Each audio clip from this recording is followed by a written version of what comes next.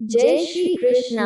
दोस्तों, हाजिर है एक बार फिर से एक नई कहानी के साथ। कहानी छोटी, सीख बड़ी के उद्देश्य के साथ। दोस्तों, बड़े कमाल की बात कही है किसी ने कि हर चीज का ज्ञान नहीं मिलता मोबाइल के साथ। कुछ देर तो बैठा करो अपने परिवार के पास। आज की कहानी यह कहानी है एक शिक्षिका संजना की, जो छोटे बच्चों को पढ़ाती थी। एक दिन वह अपनी कक्षा में थी और उन्होंने कक्षा में सारे बच्चों को एक कक्षा कार्य दिया। उन्होंने कहा कि आपको एक विषय पर निबंध लिखना है और विषय है मेरी ख्वाहिश।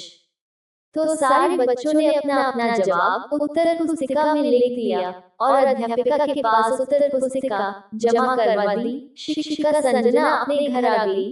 घर आकर के उत्तर पुस्तिका जांच कर रही थी और उनके पति पास ही में बैठे मोबाइल में सोशल मीडिया चला रहे थे।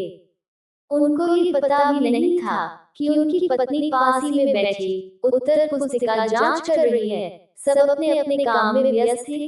घर में दादाजी अपने मोबाइल में लगे हुए हैं, दादी जी अपना फोन चला रही हैं। सब अपने अपने मोबाइल में मगन थे, सब अपनी दुनिया में मगन थे। उत्तर पुस्तिका जांच करते हुए एक उत्तर पुस्तिका का जवाब पढ़ते पढ़ते संजना की आंखों में आंसू आ गए और आंसू टप टप गिरने लगे। एकदम से पति का ध्यान गया कि तुम रो क्यों रही हो संजना। वो पूछने लगे। संजना ने कहा कि इसमें जवाब भी कुछ हिस्सा लिखा है।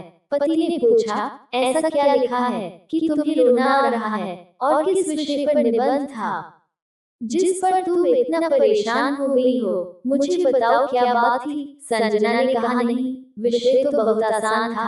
मैंने बच्चों से कहा कि आज मेरी ख्वाहिश विषय पर कुछ लिख करके बताए और एक बच्चे ने कुछ हिस्सा लिख दिया है जो पढ़ करके मेरी आंखें नम हो गई है। मुझे समझ नहीं आ रहा है, क्या करूं? पति ने पूछा, लिखा क्या है ये तो बताओ। तो वह कहती है, बच्चे ने लिखा है कि मेरी ख्वाहिश है कि हमारे घर से मोबाइल फोन हमेशा हमेशा के लिए दूर चला जाए, क्योंकि मैं जब भी स्कूल से घर जाता हूँ तब मेरे दादाजी दादी जी मोबाइल चला रहे होते हैं। मैं सोचता हूँ घर जाऊंगा, सबके साथ खेलूंगा, खूब सारी बातें करूंगा, लेकिन मुझसे कोई बात नहीं करता। मेरी बुआ, चाचा, चाची, यहाँ तक कि पापा और मम्मी भी, कोई मुझसे बात ही नहीं करता। और फिर बच्चे ने अंत में लिखा है कि अगर आपको जादू आता हो तो मुझे जादू सिखा दो, क्योंकि अगर मोबाइल दूर नहीं जा सकता तो मैं वह मोबाइल बनना चाहता हूँ जिससे मैं हमेशा अपने दादाजी दादी जी के पास रह सकूं, अपने परिवार के हर सदस्य के करीब रह सकूं।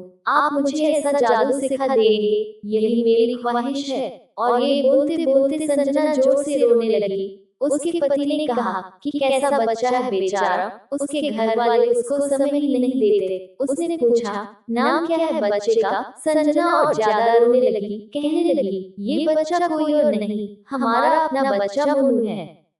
हम इतने व्यस्त हो गए कि अपने एक बच्चे को समय नहीं दे पा रहे हैं। दोस्तों, ये कहानी संजना और उसके बच्चे की ही नहीं, बल्कि हम सबकी है। हम में से ज्यादातर लोग इतने ज्यादा मोबाइल के साथ मगन हो गए हैं कि ना तो हमें अपनी परवाह है, न परिवार की और न ही पड़ोसियों की। मोबाइल से कनेक्ट होते होते हम अपनों से ही डिस्कनेक्ट हो गए। ये कहानी हमें सोचने पर मजबूर करती है, क्या मोबाइल हमारे लिए इतना महत्वपूर्ण हो गया है कि अपने ही परिवार के सदस्यों के लिए हम समय नहीं निकाल सकते? दोस्तों, अपने अपनों के साथ समय बिताए, क्योंकि कल का कोई भरोसा नहीं। बाद में तस्वीरों से बात करने से अच्छा है उनके साथ जी भर कर जी लीजिए, ताकि बाद में कोई पछतावा ना रहे। याद रखिएगा दोस्तों, मोबाइल टूट गया तो नया आ सकता है, पर अगर परिवार का कोई सदस्य आपसे बात करने को तरसते हुए दुनिया से चला गया तो कभी भी लौट कर नहीं आएगा। इसलिए हमेशा याद रखिए, दुनिया के लिए आप सिर्फ एक इंसान हैं, लेकिन अपने परिवार के लिए आप पूरी दुनिया है। दोस्तों, कहानी अच्छी लगी हो तो वीडियो को लाइक, शेयर और कमेंट में जय श्री कृष्णा अवश्य लिखें और हमारे चैनल को सब्सक्राइब करना मत भूलिएगा। धन्यवाद। जय श्री कृष्णा। हरि हर।